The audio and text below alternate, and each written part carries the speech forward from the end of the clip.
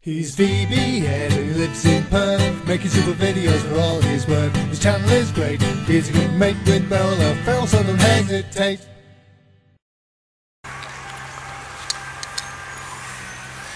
G'day beer lovers, it's your old mate again here, VB Ed.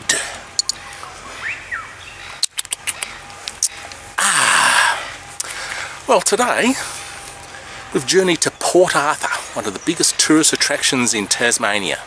In 1996, it was the scene for the worst mass murder event in Australian history.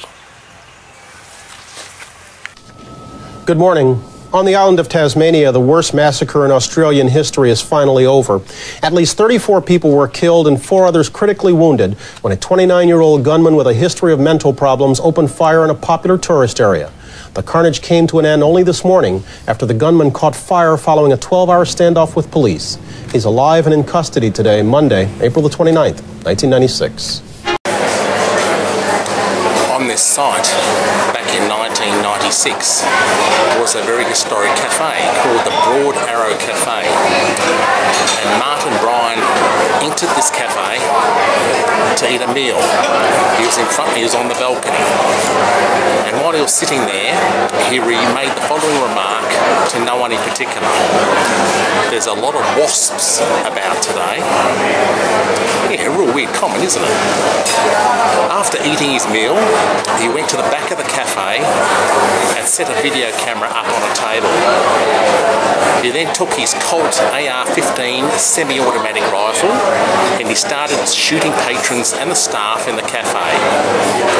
Within 15 seconds, he got off 17 shots, killing 12 people and wounding another 10.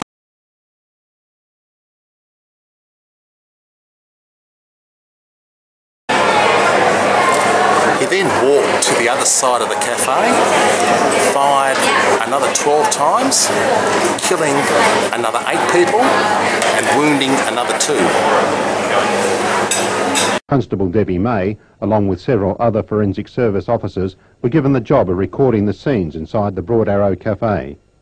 We tried as much as we possibly could to remain detached from the emotional side of the job. Our job is so involved. We spent hours and hours with the bodies that we just couldn't afford to get emotionally involved.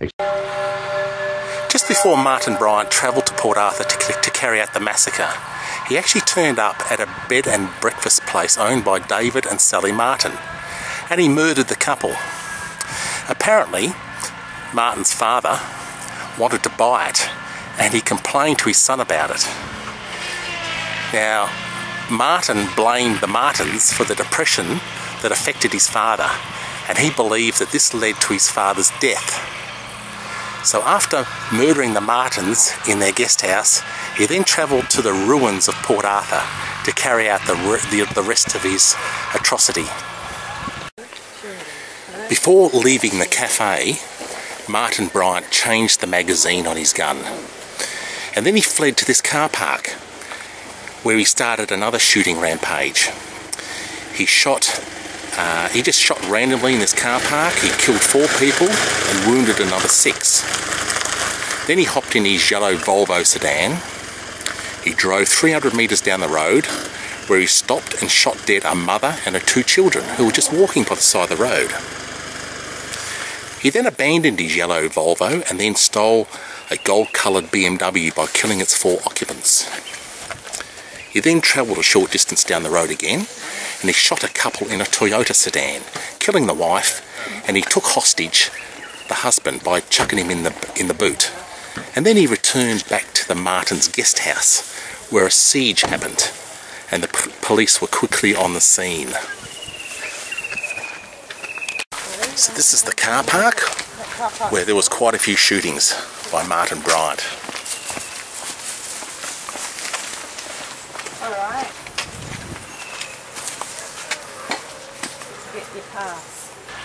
The police soon arrived to negotiate with him. This was at the bed and breakfast place.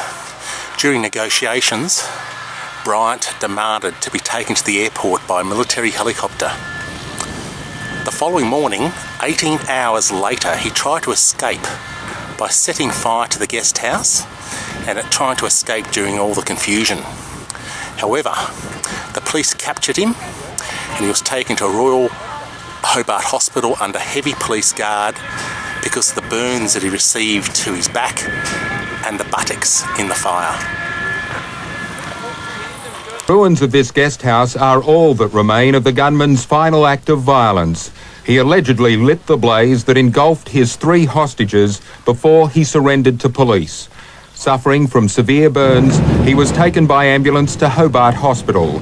The 29-year-old man walked into one of Australia's earliest settlements on Sunday and began firing indiscriminately at dozens of men, women and children.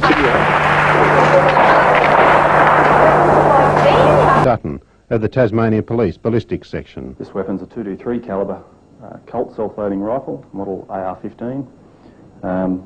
This was the weapon that was used in the cafe where 20 people died. This particular gun fires a bullet at around about 3,200 feet per second. This was one of the guns that the offender used at the various scenes at Port Arthur. It's fitted with a 20-round magazine. Brian had with him was this shotgun. It's a Daewoo shotgun made in Korea. It's a self-loading shotgun. Operates, which that means every time you pull the trigger there's a shot fired. This was found in the boot of his vehicle with a loaded magazine. Holds 10 cartridges. So Martin Bryant, with a semi-automatic gun, murdered 35 people, wounded another 23 before being captured. The killing spree led to a national ban on semi-automatic guns and rifles in Australia. The perpetrator, Martin Bryant, is currently serving 35 life sentences plus 1,035 years without parole in the psychiatric wing of Risdon Prison in Hobart.